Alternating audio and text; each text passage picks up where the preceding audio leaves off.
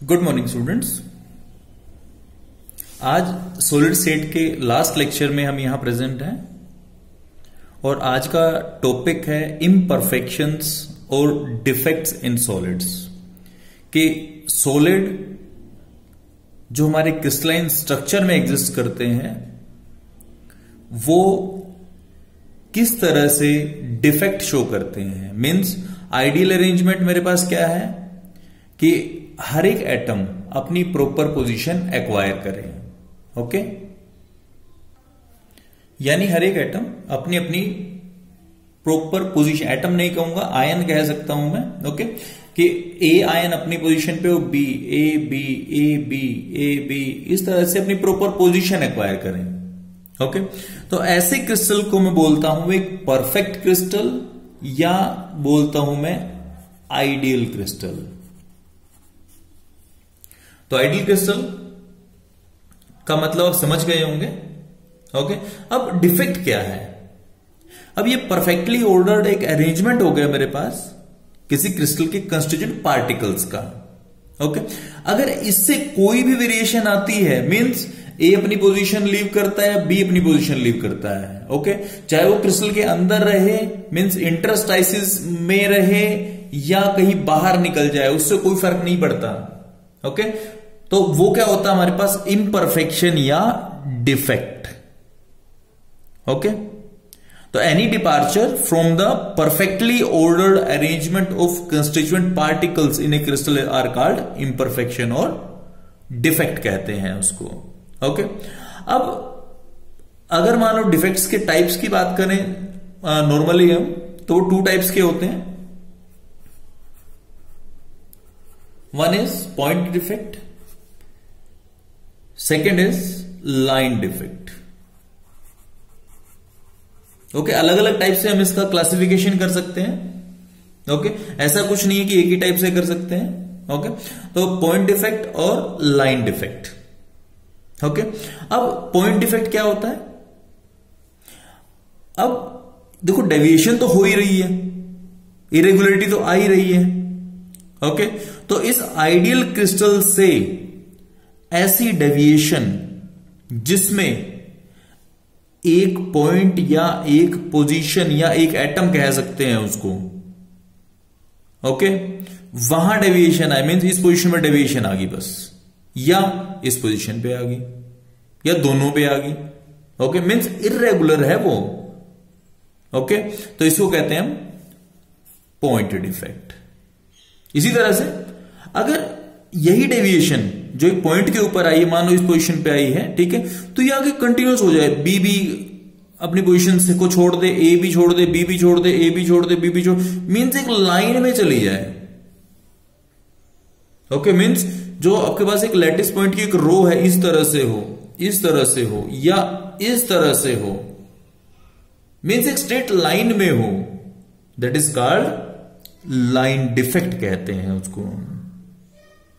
Okay, और अगर मान लो ये डिफेक्ट्स ना हो तो हम कभी भी जो बहुत सारी प्रॉपर्टी, इलेक्ट्रिकल कंडक्टिविटी होगी, मैकेनिकल स्ट्रेंथ होगी, इस टाइप की प्रॉपर्टीज को हम एक्सप्लेन नहीं कर सकते। ओके, अब जो आगे चलते हैं, अब बात आती है आगे पॉइंट डिफेक्ट्स के टाइप की, उसके बाद लाइन डिफेक्ट के टाइप्स पढ़ेंगे हम।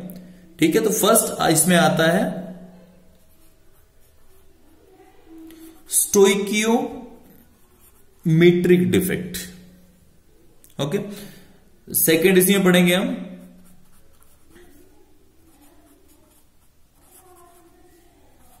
Non stoichiometric and third is impurity defect.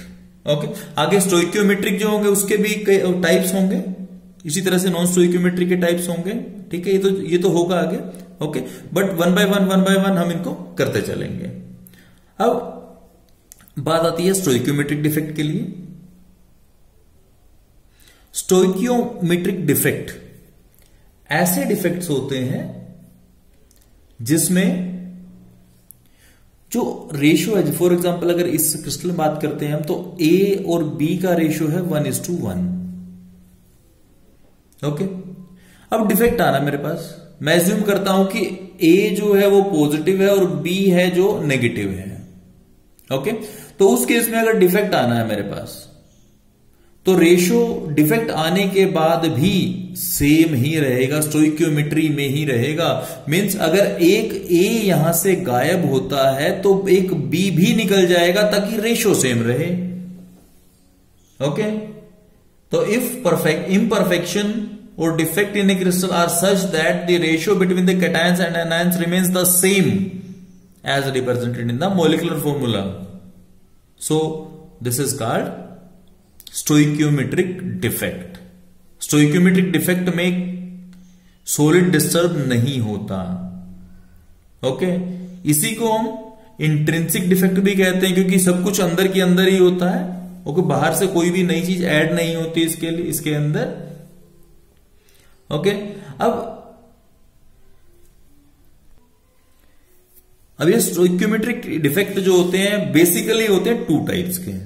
Okay, और वो आयनिक और नॉन आयनिक के बेसिस के ऊपर हम उसको फिर फर्दर मीन्स क्लासिफाई करेंगे हम। ओके, तो इसमें स्टोइक्योमेट्रिक की अगर बात करता हूं तो फर्स्ट आता है vacancy defect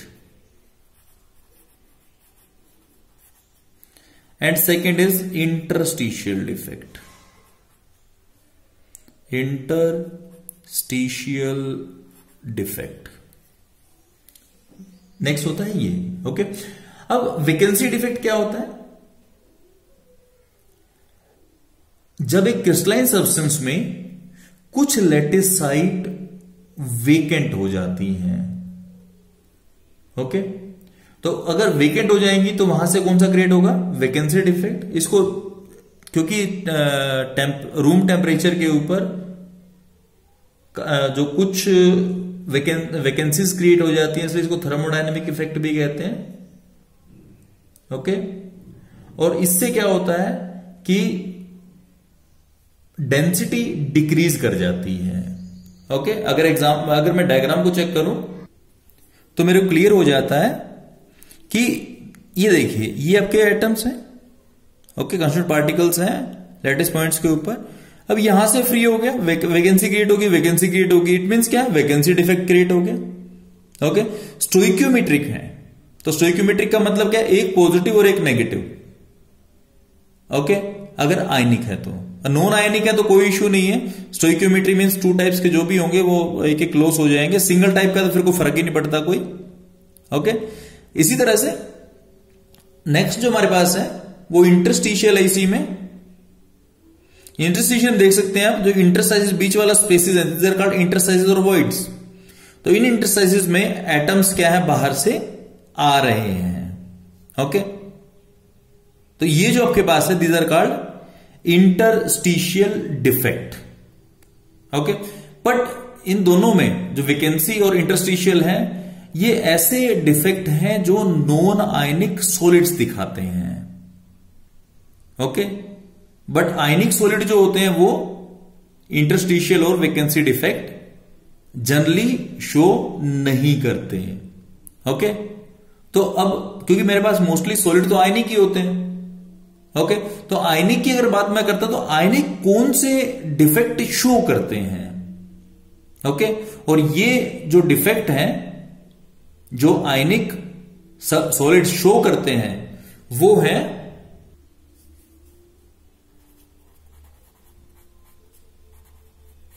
Schottky defect and second is called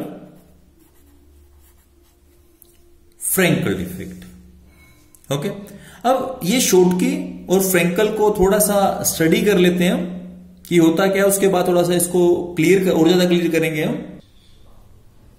तो हम देखेंगे तो हमें मिलता है A positive B negative ionic solid है मेरे पास। ओके, तो जितने आपके पास, कि देखो यहां बी नेगेटिव ए पॉजिटिव ही होगा यहां। ओके, यहां बी नेगेटिव होगा, तो जितना भी आपका डिफेक्ट क्रिएट होता है मींस लॉस ऑफ आयंस होता है, अगर एक पॉजिटिव है तो एक नेगेटिव का लॉस हो जाएगा। ओके, क्योंकि इनको जो कंसीडर करते हैं हम किस में? स्टोइक्योमेट्रिक डिफेक्ट्स में। स्टोइक्योमेट्रिक का मतलब क्या है कि आपकी stoichiometry means ratio of cation और एनायन फिक्स रहेगा, उसमें चेंजिंग नहीं आएगी। ओके, तो अब यहां अगर एक पॉजिटिव और एक नेगेटिव मिस हो जाता है तो उसमें जो अब ratio of cations and anions वही सेम 1:1 रह जाता है. It means if an ionic crystal of the type A B, अगर ए बी टाइप क्रिस्टल में equal number of cations and anions are missing from their sides so that the electrical neutrality is maintained, it is called Schottky defect. Okay, और Schottky defect जो होता है उसके अंदर एक cation और anion का कंप्लीट पेयर मिसिंग होता है और इसलिए इसको वैकेंसी डिफेक्ट भी कहते हैं. अब बात यह आती है कि ये मिलते किस टाइप के कंपाउंड्स के अंदर हैं. ओके, तो ऐसे कंपाउंड जिसका कोऑर्डिनेशन नंबर हाई होता है और small difference in the size of cations and anions, कि जो साइज होता है कैटायन और एनायन का उसमें काफी कम डिफरेंस होता है, उनमें मिलता है कौन सा हमारा Schottky defect. Okay, for example जैसे NaCl बोल सकता हूं मैं, KCl बोल सकता हूं, KBr, AgBr, CSCl, इस तरह के जो है आपके पास उसमें ये डिफेक्ट मिलता है. और एक चीज जो ध्यान रखने की है इसमें कि क्योंकि देखो वॉल्यूम ओवरऑल उतना ही रहा है. अगर मैं वॉल्यूम की बात करता हूं तो वॉल्यूम मेरा उतना ही रहा है, इससे क्रिस्टल लैटिस डिस्टर्ब नहीं हुआ है. ओके, तो ओवरऑल वॉल्यूम उतना ही, मास क्योंकि बीच में निकल चुका तो मास कम हो जाएगा. ओके, तो डेंसिटी क्या होती है, मास और वॉल्यूम.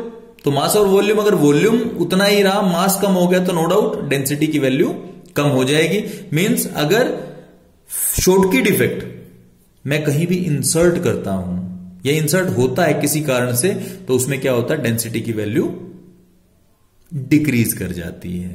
ओके, सेकंड आता है इसमें हमारे पास फ्रेंकल डिफेक्ट. अब फ्रेंकल डिफेक्ट में क्या होगा, देखो डिफेक्ट तो आएगा. ओके, बट ये जो है आपके पास इंटरस्टिशियल डिफेक्ट की तरह है कि हमारा एक कैटायन निकला यहां से और कहां चला गया, इंटरस्टाइसिस में चला गया. ओके, और ओवरऑल तो कहीं से कैटायन एनायन मिसिंग है ही नहीं. ठीक है, जो overall number of cations and anions is equal. Defect आने से पहले और बाद में दोनों में इक्वल है, क्योंकि जो कैटायन अपनी साइट को छोड़ के, लैटिस साइट को जिसने छोड़ा है वो सिर्फ लैटिस साइट ही छोड़ी, उसने क्रिस्टल नहीं छोड़ा है. ओके, तो इस डिफेक्ट को बोलते हैं हम कौन सा, फ्रेंकल डिफेक्ट. अगर हम शॉटकी की बात करें, शॉटकी वैकेंसी डिफेक्ट टाइप है. ओके, और जो फ्रेंकल डिफेक्ट है वो इंटरस्टिशियल डिफेक्ट की तरह है.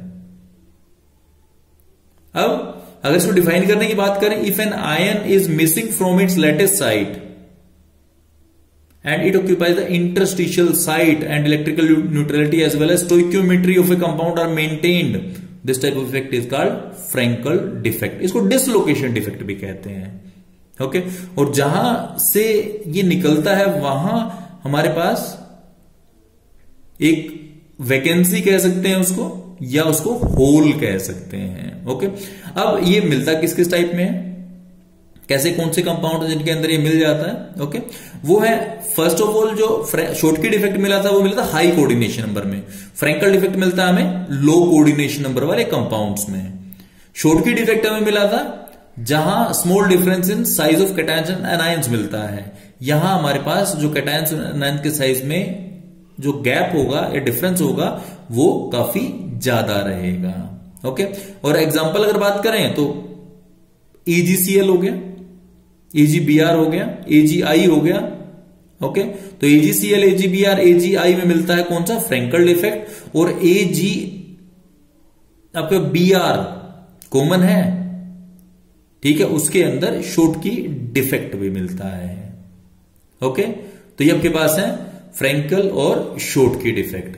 अब हमें पता है कि देखो वॉल्यूम उतना ही रहा, मास कम हुआ ही नहीं, क्योंकि with in crystal lattice he shift हुआ है कैटायन वैकेंसी क्रिएट करके. ओके, तो इसलिए मास भी उतना ही रहा, वॉल्यूम भी उतना ही रहा. ओके, इट मीन्स क्या होगा, आपके पास डेंसिटी में कोई चेंज नहीं आएगा by showing this Frenkel defect. ये क्वेश्चन भी काफी इंपॉर्टेंट है कि शॉटकी और फ्रेंकल में डिफेक्ट के बीच में डिफरेंस बताइए आप. ओके, तो डिफरेंस वैसे तो हम कर चुके हैं, बट उसकी ब्रीफिंग के लिए शॉर्टकी में क्या है, equal number of cations and anions are missing. यहां जो है कोई आयन मिसिंग नहीं होता, इंटरस्टाइसिस में चला जाता है। Decrease in density, no change in density. ये किसमें मिलते हैं, हाई कोऑर्डिनेशन नंबर वाले कंपाउंड्स में मिलते हैं, लो कोऑर्डिनेशन नंबर वाले कंपाउंड्स में मिलते हैं, फ्रैंकल वाले। Small difference in cation and anion size, यहां जो है लार्ज डिफरेंस ऑफ होता है। ओके, और एग्जांपल क्या होता है, NaCl, KCl, KBr, CaCl, AgBr, ये आपके एग्जांपल्स हैं। इधर जो एग्जांपल्स हैं AgCl, AgBr, AgI और जिंक सल्फाइड। ओके, एक चीज और ध्यान रख सकते हैं आप, अगर देखो एक ट्रिकी है याद करने के लिए, S से आपका है शॉर्ट। शॉर्ट का मतलब शॉर्ट होना, शॉर्ट होने का मतलब कैटायंस और एनायंस का शॉर्ट होना, कैटायंस और एनायंस शॉर्ट होना, मिसिंग होना। ओके, फ्रैंकल का मतलब होता है फुल, मतलब नहीं बोलता मैं F वर्ड को ही पिक कर रहा हूं, S से शॉर्ट और F से फुल। फुल का मतलब क्या है, कोई मिसिंग नहीं है, इट मींस इंटरस्टाइसिस में ही वो जा रहा है। ओके, तो ये याद करने के ट्रिक्स आप कोई भी इसके अलावा भी कोई यूज कर सकते हैं। इसके बाद हम एक थोड़ा सा और बात कर लेते हैं कि शॉर्टकी और फ्रैंकल जो डिफेक्ट्स इस टाइप के हैं, जिसको हम बोलते हैं स्टोइकियोमेट्री, इसका चेंज क्या आता है सॉलिड की प्रॉपर्टीज, मींस कंसिक्वेंसेस क्या है इसके। ओके, क्योंकि देखिए थोड़ा बहुत मिसिंग होना, होल्स क्रिएट होना, ओके, या इंटरस्टाइसिस में जाना, इससे डिफेक्ट तो क्रिएट हो रहा है। मींस आपका क्रिस्टल जो है that will become slightly less stable, come stability of crystal decrease कर जाती है। ओके, एक मैं ये बोल सकता हूं कि क्योंकि देखिए अगर मैं इंटरस्टिशियल इफेक्ट की बात करता हूं तो उस केस में या तो मिसिंग हो गए, ओके, या फिर इंटरस्टाइसिस में चले गए। तो उससे क्या होगा, अगर मैं ए को पॉजिटिव बी को नेगेटिव लेके चल रहा हूं, ए मेरा चला गया किसमें, इंटरसाइज में, तो ए पॉजिटिव पास पास आ गया। ओके, या बी निकलेगा तो बी भी इधर बीच में आएगा, बीच में अगर बी भी पास आ गया तो उससे क्या होगा, रिपल्शन बढ़ेगी और डाइलेक्ट्रिक कांस्टेंट आपका सॉलिड का जो नॉर्मल आपको थ्योरेटिकल है उससे ज्यादा मिलेगा। और दूसरी बात यह है कि अगर कोई वैकेंसी क्रिएट होती है तो नो डाउट वो इलेक्ट्रिकल कंडक्शन में भी एक रोल प्ले करती है, और थोड़ा बहुत इलेक्ट्रिकल कंडक्शन भी इन होल्स के कारण या आयंस की डिसलोकेशन के कारण इनके अंदर आ जाता है। इसके बाद नेक्स्ट हमारे पास आते हैं कौन से, नॉन स्टोइकियोमेट्रिक डिफेक्ट्स। अब इनको थोड़ा डिटेल में पढ़ेंगे हम। जैसे कि नाम से क्लियर है, नॉन स्टोइकियोमेट्रिक मींस इन डिफेक्ट के आने के बाद जो ratio of cations and anions है वो पहले से डिफरेंट हो जाता है। मींस आइडियल जो क्रिस्टल है उसका जो केमिकल फॉर्मूला था उससे डिफरेंट रेशो हो जाता है। ओके, अब उसके बाद ये बात आती है कि ये डिफेक्ट होते क्यों हैं या किस तरह से इंट्रोड्यूस किए जाते हैं, इंट्रोड्यूस क्यों होते हैं। ओके, तो ये होते हैं जो मेटल एटम्स हैं या तो वो बढ़ जाएं या नॉन मेटल एटम बढ़ जाए। ओके, मींस या तो मेटल एटम को कम कर दो या ज्यादा कर दो। ओके, या आपका नॉन मेटल एटम्स जो जनरली एनायन होते हैं उनको या तो डेफिशिएंट कर दो या उनको एक्सेस कर दो। हमें तो रेशो को ब्रेक करना है। मींस अगर रेशो ऊपर या नीचे हो जाता है इट मींस मेरा नॉन स्टोइकियोमेट्रिक डिफेक्ट क्या हो गया, वो इंट्रोड्यूस हो गया। ओके, कई बार इनको जो बर्थोलाइट्स बोलते हैं, क्योंकि बर्थोलाइट एक साइंटिस्ट थे जिन्होंने इन कंपाउंड्स को स्टडी किया था। ओके, ये डिफेक्ट होता है दो तरह से। एक इसमें आता है मेटल एक्सेस के कारण होना। ओके, दूसरा होगा मेटल डेफिशिएंसी, वो इसके बाद पढ़ेंगे हम। ओके, अब ये मेटल एक्सेस क्रिएट कैसे होता है, ये टू वेज से क्रिएट होता है। ओके, फर्स्ट है by anion vacancies. Means anion की अगर वैकेंसी क्रिएट हो जाती है, ओके, और इसमें एक चीज ध्यान रखने की है कि हमारे पास इलेक्ट्रिकल न्यूट्रलिटी हमेशा मेंटेन रहनी चाहिए। ओके अगर इलेक्ट्रिकल न्यूट्रलिटी मेंटेन नहीं रही तो हमारा क्रिस्टल जो है वो टोटली अनस्टेबल हो जाएगा। इसलिए मैं इलेक्ट्रिकल न्यूट्रलिटी से कॉम्प्रोमाइज कभी भी नहीं करूंगा। अब मैं बात कर रहा हूं मेटल एक्सेस।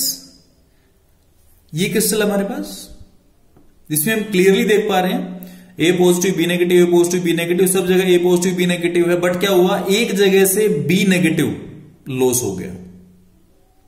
बी नेगेटिव नहीं रहा इस क्रिस्टल लैटिस में, वहां वैकेंसी क्रिएट होगी। ओके और बी नेगेटिव ने अपना इलेक्ट्रॉन लूज करके या कहीं और से इलेक्ट्रॉन आकर क्या हुआ, वो उसकी पोजीशन पे सेट हो गया। ओके इससे वैकेंसी तो क्रिएट होगी,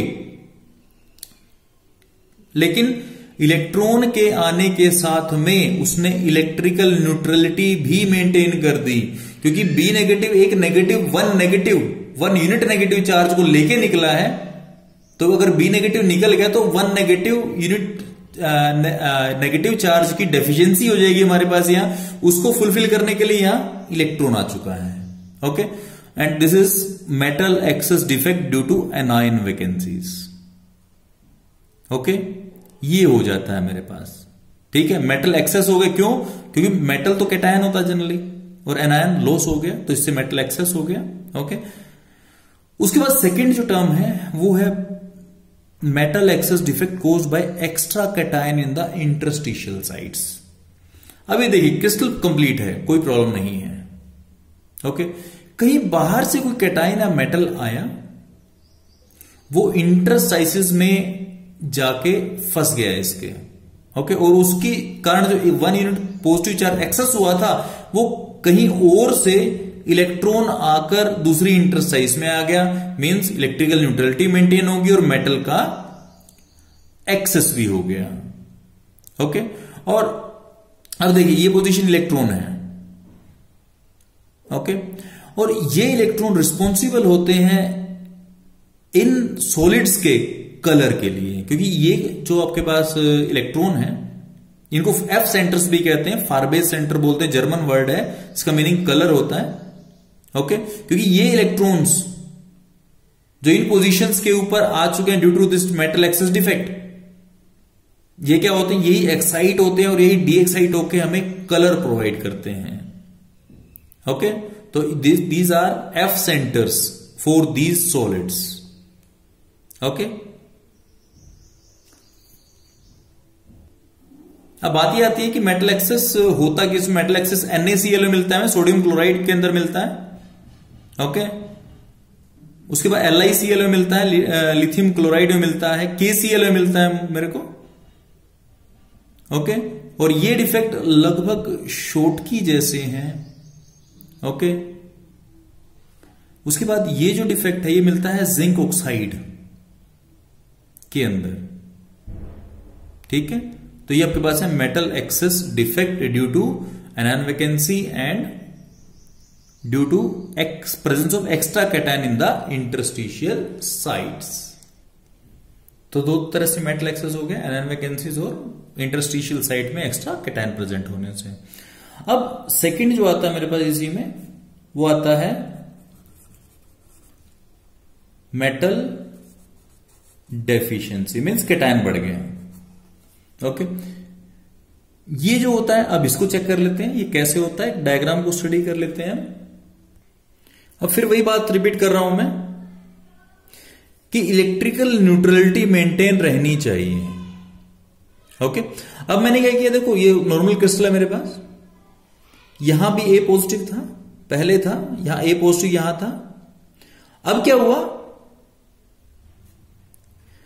आपके पास एक पॉजिटिव चार्ज कैटायन मिसिंग हो गया, पॉजिटिव चार्ज कैटायन मिसिंग हो गया। उसके बाद क्या हुआ, यहां पे ए पॉजिटिव था सिंगल यूनिट पॉजिटिव चार्ज के साथ में, बट वो इलेक्ट्रिकल न्यूट्रलिटी मेंटेन नहीं कर रहा था। अब क्या हुआ कि ये तो मिसिंग हुआ, इट मींस 1+ का लॉस हो गया। बट यहां जो रिप्लेसमेंट है, यहां इस कैटायन की रिप्लेसमेंट ऐसे कैटायन से होगी जिसके ऊपर 2+ यूनिट चार्ज है, मींस जो इलेक्ट्रिकल न्यूट्रलिटी खत्म होनी थी वो इसने एज इट इज मेंटेन कर दी। ओके, अगर काउंट करते हैं 1 2 3 4 5 6 7 8, आपके पास 8 ही स्टार्टिंग में पॉजिटिव थे, अब 8 ही नेगेटिव थे स्टार्टिंग में। लेकिन बाद में क्या हुआ, बाद में ये हुआ कि आपका 1 प्लस लॉस हुआ तो 7 प्लस हो जाने चाहिए थे और 8 माइनस हो जाना। इससे क्या होगा, 1 माइनस ज्यादा हो जाएगा, बट एक ने 2 प्लस एक्वायर करके एक एक्स्ट्रा चार्ज एक्वायर किया तो 8 प्लस 8 माइनस हो गया। Okay, this is our metal deficiency defect. और किसमें होता है, FeO, FeS, निकल ऑक्साइड, ऐसे एलिमेंट्स में, ऐसे कंपाउंड्स में मिलता है जिसके अंदर मेटल जो है वेरिएबल ऑक्सीडेशन स्टेट शो करता है। जैसे FeO की बात करता है, फिर +2 भी शो करता है, +3 भी शो करता है। निकल भी आपके पास वेरिएबल ऑक्सीडेशन स्टेट शो करता है। ओके, तो इस टाइप के सॉलिड्स में ये मिलता है। Okay, and the last and third one is impurity defect. नाम से क्लियर हो रहा है कि इंप्योरिटी होगी। ओके, बाहर से हमें कोई ना कोई इंप्योरिटी ऐड करनी पड़ेगी। ओके, दो तरह के डिफेक्ट इसको और भी क्लासिफाई कर सकते हैं, एक्सट्रिंसिक और इंट्रिंसिक। ओके, जो इससे पहले वाले डिफेक्ट पढ़े हैं हमने, दोज आर मोस्टली इंट्रिंसिक। अब ये मोस्टली एक्सट्रिंसिक कैटेगरी में आएगा कि बाहर से इंप्योरिटी ऐड करेंगे, और इस इंप्योरिटी ऐड के प्रोसेस को मैं बोलता हूं doping. Okay, the process of adding impurities to a crystalline substance so as to change its properties. Properties के लिए हम चेंज करते हैं इनको। ओके, तो इसको बोलते हैं हम डोपिंग। ठीक है, उसके बाद डोपिंग में भी अलग अलग टाइप से अलग अलग होता है ये। ओके, मीन्स मैं डोपिंग करता हूं किसके अंदर, आयनिक कंपाउंड्स के अंदर, आयनिक सॉलिड्स के अंदर, या फिर मैं करता हूं doping in the covalent solids.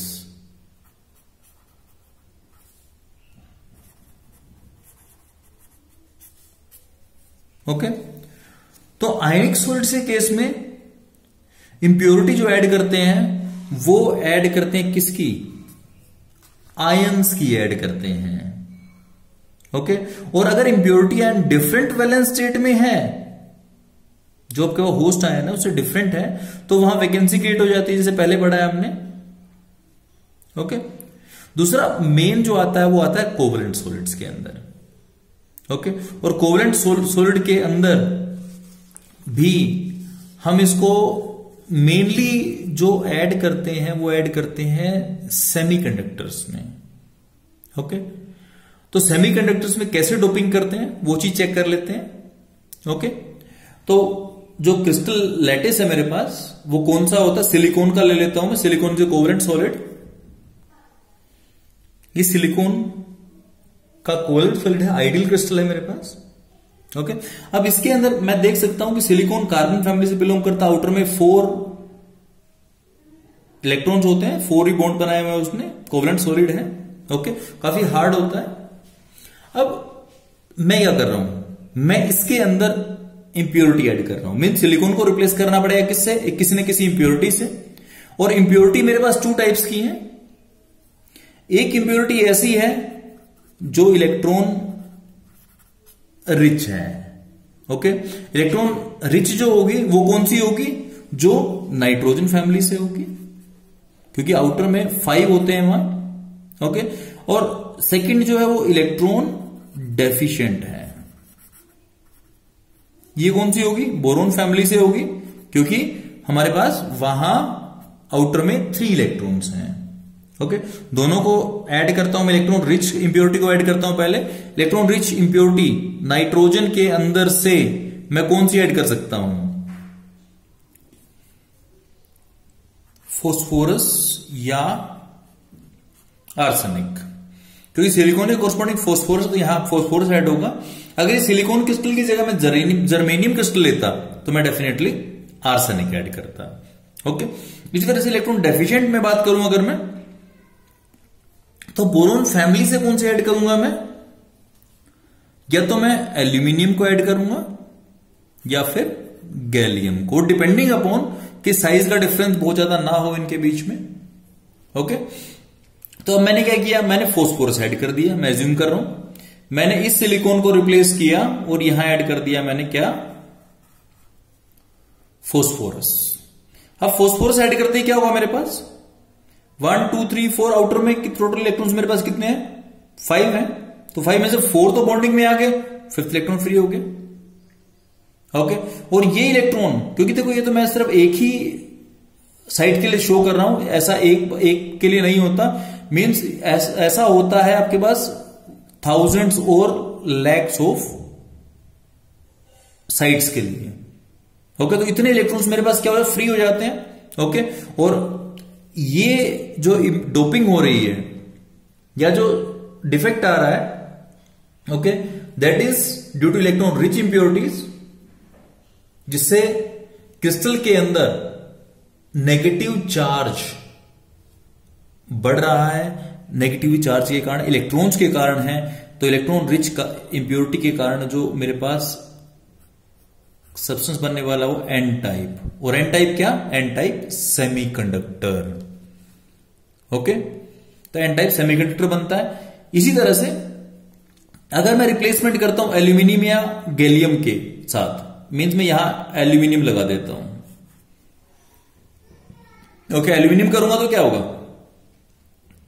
Aluminium outer में 3 इलेक्ट्रॉन होते हैं, 1 2 3 बॉन्ड्स तो बन गए, ये 4th बॉन्ड नहीं बनेगा, एक इलेक्ट्रॉन इसका फिर रहेगा और यहां क्या हो जाएगा, यहां एक होल बन जाएगा, मींस इलेक्ट्रॉन डेफिशिएंट साइट बन जाएगी, और मैं यहां कह सकता हूं पॉजिटिव साइट बन जाएगी, and this relates to the P type semiconductor.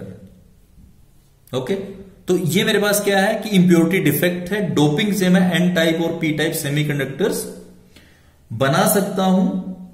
Okay, जो एन टाइप सेमीकंडक्टर है that is due to the excess negative charge और इलेक्ट्रॉन्स बोल सकता हूं मैं उसको।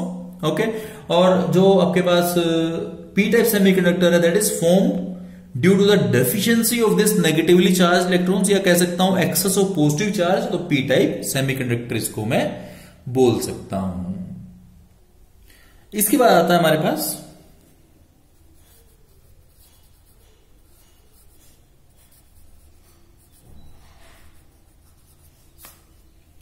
इन्हीं कंपाउंड्स की इलेक्ट्रिकल प्रॉपर्टीज।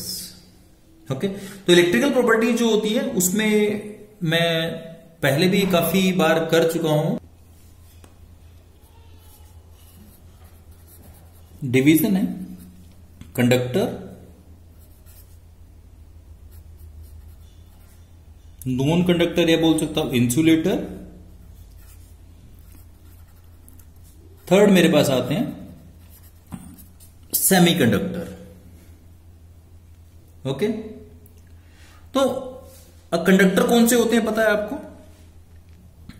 ऐसे सॉलिड जिसकी कंडक्टिविटी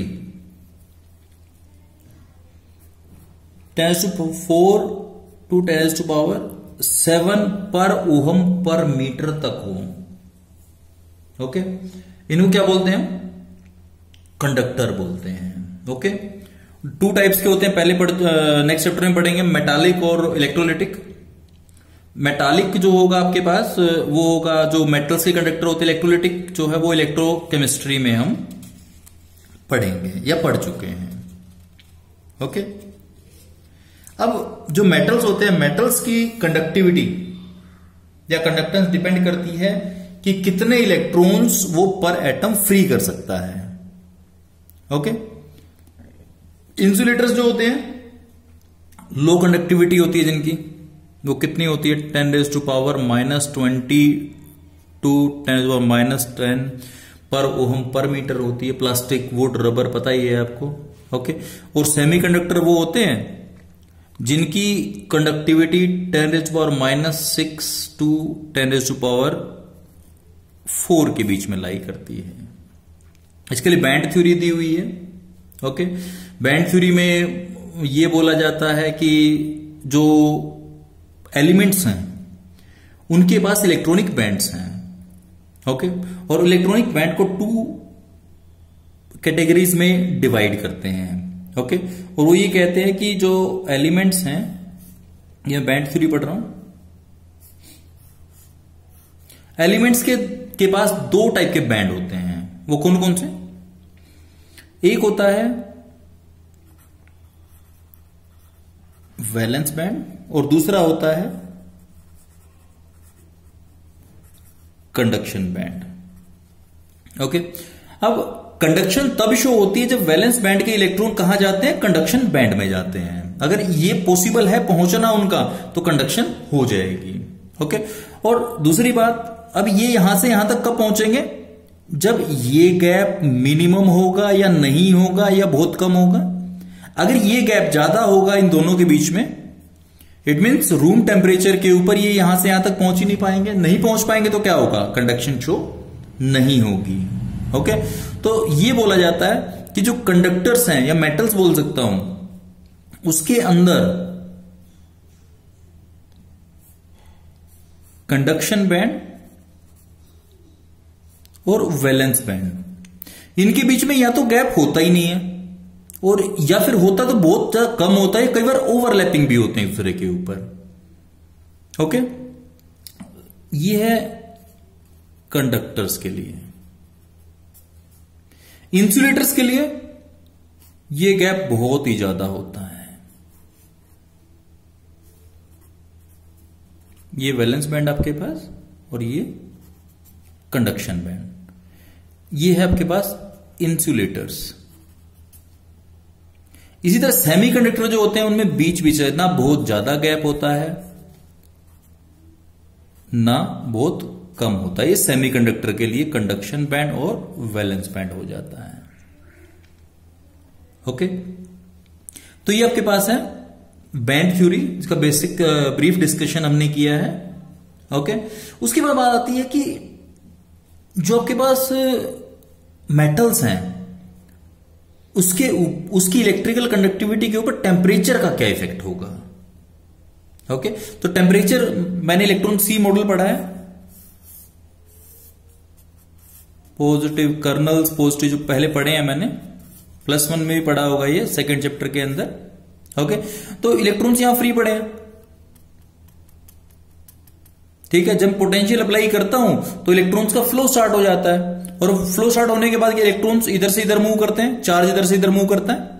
ओके, तो ये मूवमेंट होती है। लेकिन टेम्परेचर बढ़ाऊंगा तो क्या होगा? इनकी वाइब्रेशन बढ़ जाएगी, जो फिक्स कर्नल्स है उनकी वाइब्रेशन बढ़ जाएगी। वाइब्रेशन बढ़ने से क्या होगा कि ये जो स्पेस है इन बिटवीन 2 कर्नल्स, जो स्पेस है वो कम हो जाएगा। इफेक्टिव स्पेस अगर कम हो जाएगा तो इलेक्ट्रॉन्स की मूवमेंट टफ हो जाएगी। इलेक्ट्रॉन्स की मूवमेंट टफ हो जाएगी तो इट मींस क्या होगा? ऑपोजिट डायरेक्शन में चार्ज की मूवमेंट टफ हो जाएगी, मुश्किल हो जाएगी, जिससे क्या होगी? कंडक्टेंस कम हो जाएगी। ओके, तो मेटल के टेम्परेचर के इंक्रीज होने से मेटल्स की कंडक्टिविटी डिक्रीज करती है। ओके, उसके बाद हमें यह भी पता है कि अगर कोई प्योर सिलिकॉन की बात कर लें, अगर हम सिलिकॉन या जर्मेनियम क्रिस्टल की बात करें, तो अपनी उसकी कंडक्टिविटी बहुत कम होती है। ठीक है, तो वो एक इंट्रिंसिक सेमीकंडक्टर है जिसकी बहुत कम कंडक्टिविटी है। उसको बढ़ाएं कैसे हम? बढ़ाने के लिए क्या होता है हमारे पास कि हम उसकी डोपिंग करते हैं, जो थोड़ी देर पहले हमने किया, डोपिंग करते हैं। डोपिंग में क्या होता है? इलेक्ट्रॉन रिच या इलेक्ट्रॉन डेफिशिएंट इंप्योरिटी इसके अंदर ऐड करते हैं। ओके, जिससे वो एन टाइप या पी टाइप सेमीकंडक्टर बन जाता है। ओके, ये एन टाइप और पी टाइप सेमीकंडक्टर, ये बात माइंड में रखने वाली बात है, बहुत ज्यादा इंपॉर्टेंट है आज के दिन। जो डायोड सुने होंगे आपने, ठीक है, डायोड क्या होते हैं? रेक्टिफायर, जो फिजिक्स में पढ़ोगे आगे सेमीकंडक्टर डिवाइसेस में।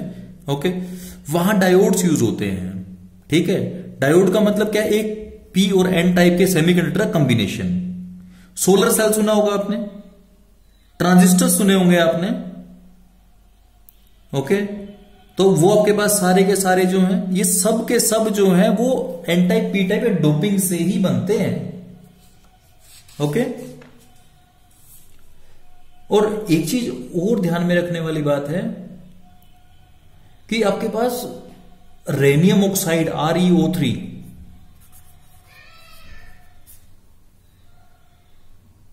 वो उसकी कंडक्टिविटी होती है और प्लस साथ में वो कॉपर की तरह दिखता भी है हमें। ओके, तो ये आपके पास कौन सी प्रॉपर्टीज थी? Electrical properties. अब थोड़ी सी बात कर लेते हैं हम किसके लिए? मैग्नेटिक प्रॉपर्टीज के लिए। ओके, अब एक चीज थोड़ा ध्यान रखने वाली बात है कि हर एक जो सॉलिड होता है वो एटम से बना हुआ है, आयन से बना हुआ है। ओके, और आयन्स में क्या होते हैं? इलेक्ट्रॉन्स होते हैं, बीच में न्यूक्लियस होता है, साइड में इलेक्ट्रॉन्स होते हैं। ठीक है, अब इलेक्ट्रॉन्स के कारण कंडक्टिविटी होती है, और अगर इलेक्ट्रिकल फ्लो होगा, इलेक्ट्रिसिटी का फ्लो होगा, तो वो एक मैग्नेट की तरह बिहेव भी करेगा।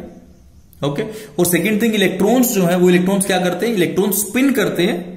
स्पिन किधर करते हैं? अपने एक्सिस के अराउंड। ओके, तो उनकी अपनी अलाइनमेंट होती है। ओके, कि वो क्लॉकवाइज जो अपने पास मूवमेंट करेंगे या एंटी क्लॉकवाइज मूव करेंगे। तो दूसरी बात ये होती है कि आपका जो न्यूक्लियस है, न्यूक्लियस के अंदर सब एटॉमिक पार्टिकल है, वो भी क्या करते हैं? वो भी स्पिन करते हैं, जिससे वो एक मैग्नेटिक फील्ड क्रिएट करते हैं। ओके, तो डिपेंडिंग अपॉन दैट हम क्या करते हैं? हम सॉलिड्स को डिवाइड करते हैं डिफरेंट कैटेगरीज में। कुछ तो कैटेगरीज आपने पढ़ी भी होंगी। फर्स्ट क्या है? Diamagnetic substances. ओके, तो डायमैग्नेटिक सब्सटेंस कौन से होते हैं? ऐसे substance those are weakly repelled in external magnetic field. इनको कहते हैं डायमैग्नेटिक। उसके एग्जाम्पल होते हैं टाइटेनियम डाइऑक्साइड, वाटर हो गया, NaCl हो गया। तो इस तरह जो आपके पास क्या है? एग्जाम्पल्स हैं डायमैग्नेटिक सब्सटेंसेस के। ओके, और प्रॉपर्टी को कहते हैं डाया मैग्नेटिज्म। ओके, उसके बाद सेकंड जो आपके पास है वो है पैरामैग्नेटिक सब्सटेंसेस। पैरामैग्नेटिक में एग्जांपल कौन सा? O2 हो गया, ऑक्सीजन का आपने पढ़ा होगा भाई, oxygen paramagnetic in nature. Cu2+ हो गया, Fe3+ हो गया, इसी तरह से। ओके, ये वो सब्सटेंस है, दीज आर वीकली अट्रैक्टेड। उससे ऑपोजिट है weekly attracted in the magnetic field. Okay, third हमारे पास है फेरोमैग्नेटिक सब्सटेंसेस। ओके, ये ऐसे सब्सटेंस होते हैं जो जिसको परमानेंट मैग्नेट बोलता हूं। परमानेंट मैग्नेट आपने देखे होंगे घरों में।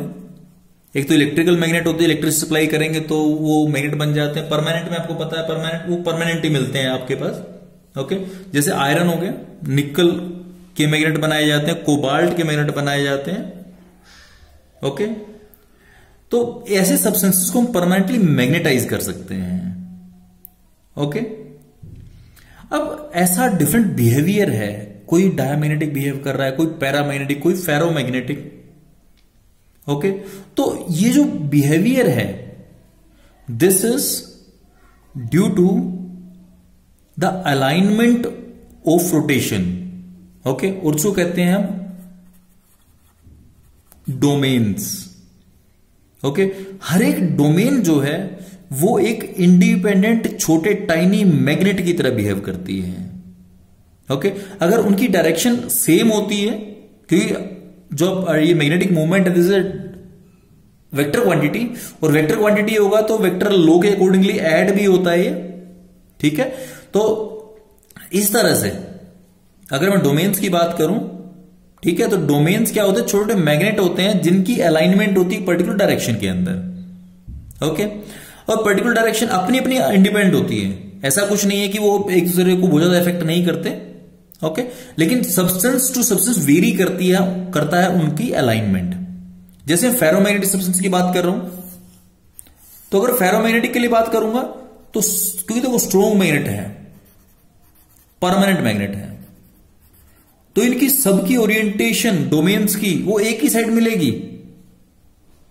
Okay, these are ferromagnetic. इसके बाद एक नेक्स्ट और आती है मेरे पास anti ferromagnetic.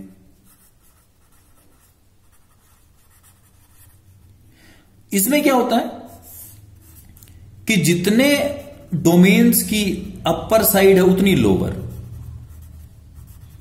Means alternate domains मिलती है मेरे को, कोई ऊपर कोई नीचे।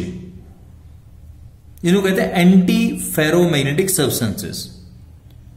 ये ऐसे सब्सटेंस होते हैं जिनमें हम एक्सपेक्ट करते हैं कि पैरामैग्नेटिक या फेरोमैग्नेटिक मिलेगा on the base of magnetic movements. Domains की मैग्नेटिक मूवमेंट के बेस के ऊपर हम ये एज्यूम करते हैं, एक्सपेक्ट करते हैं कि इनमें कुछ को मिलना चाहिए, but actually they have zero dipole movement. ठीक है, एग्जांपल के लिए MnO, manganese oxide, antiferromagnetism show करता है। ओके, इसी तरह से इसके बाद आता है फेरीमैग्नेटिक सब्सटेंसेस। तो फेरीमैग्नेटिक में क्या होगा कि बिल्कुल एग्जैक्टली इक्वल एंड ऑपोजिट नहीं होता, थोड़ा सा रहता है, मीन्स कुछ तो कैंसिल कर जाएंगे, लेकिन कुछ में क्या होगा, एक डायरेक्शन के अंदर कुछ बच जाएंगे मेरे पास। जैसे ये सो कैंसिल, ये सो कैंसिल, ये इसको, बट ये रह गया। इट एक्सपेक्ट तो हम ये करते हैं बहुत ज्यादा डाइपोल मूवमेंट होना चाहिए इसके अंदर, मैग्नेटिक मूवमेंट होना चाहिए, बट इसके अंदर बहुत थोड़ा सा मैग्नेटिक मूवमेंट मिलता है। Okay, and this is due to unequal number of domains in opposite directions. Okay, तो ये जो हमारे पास है वो है फेरी मैग्नेटिक सब्सटेंस, और जो पूरा प्रोसीजर है उसको मैं क्या बोलता हूं, फेरी मैग्नेटिज्म। ओके, कई बार यह भी होता है कि substances, ferromagnetic substances has a characteristic temperature above which no ferromagnetism is observed। Means normally जो फेरोमैग्नेटिक सब्सटेंस होते हैं मैग्नेटिज्म शो करते हैं, बट एक पर्टिकुलर टेम्परेचर के बाद ये क्या करते हैं, अपना मैग्नेटिज्म लॉस कर देते हैं, और उस टेम्परेचर को बोलता हूं मैं क्या, क्यूरी टेम्परेचर। ओके, ये तो मेरे पास कंडक्टर, सेमीकंडक्टर जो मीन्स इस बारे में पढ़ा मैंने। कुछ और है मैग्नेटिक प्रॉपर्टीज, कुछ डाइलेक्ट्रिक प्रॉपर्टीज और आती है मेरे पास। सिंपल सा है। ओके, एक एग्जांपल अगर याद करोगे तो बेहतर रहेगा, क्योंकि कंपटीशन पॉइंट ऑफ व्यू से काफी हेल्पफुल रहता है। ओके, तो फर्स्ट आता है पीजो इलेक्ट्रिसिटी। ओके, पीजो का मीनिंग होता है प्रेशर। जब किसी भी सब्सटेंस के ऊपर हम प्रेशर अप्लाई करते हैं, प्रेशर अप्लाई करते ही क्या होगा कि उसके जो साइड्स हैं या कॉर्नर्स हैं, टिप्स बोल सकता हूं उसको मैं, ठीक है, उसके बीच में क्या होता है, एक पोटेंशियल डिफरेंस डेवलप होता है, जिसके कारण से वो क्या करता है, इलेक्ट्रिसिटी को फ्लो करवाता है, प्रोड्यूस होती है electricity, and the electricity produce due to the mechanical stress और pressure on a solid is called piezo electricity. Example आप याद कर लेंगे, PbZrO3। ओके, लेड जिरकोनेट बोलते हैं इसको हम, लेड हो जाएगा, बेरियम हो जाएगा, ओके, अमोनियम डाइहाइड्रोजन फॉस्फेट हो जाएगा इसी कैटेगरी में। ओके, नेक्स्ट है मेरे पास पायरो इलेक्ट्रिसिटी। पायरो जहां भी वर्ड यूज होता है उसका मतलब होता है हीट। इट मीन्स मैं एक सॉलिड है उसको हीट कर रहा हूं, हीट करने से क्या पोटेंशियल डेवलप हो रहा है। ओके, पायरो इलेक्ट्रिसिटी बोलते हैं उसको। उसके बाद आता है फेरो इलेक्ट्रिसिटी। ठीक है, अब कुछ पीजो इलेक्ट्रिक क्रिस्टल होते हैं जिनके अंदर डाइपोल जो होते हैं वो परमानेंटली पोलराइज होते हैं, चाहे वहां इलेक्ट्रिक फील्ड प्रेजेंट हो चाहे ना हो। और जब हम इसके ऊपर इलेक्ट्रिक फील्ड अप्लाई करते हैं,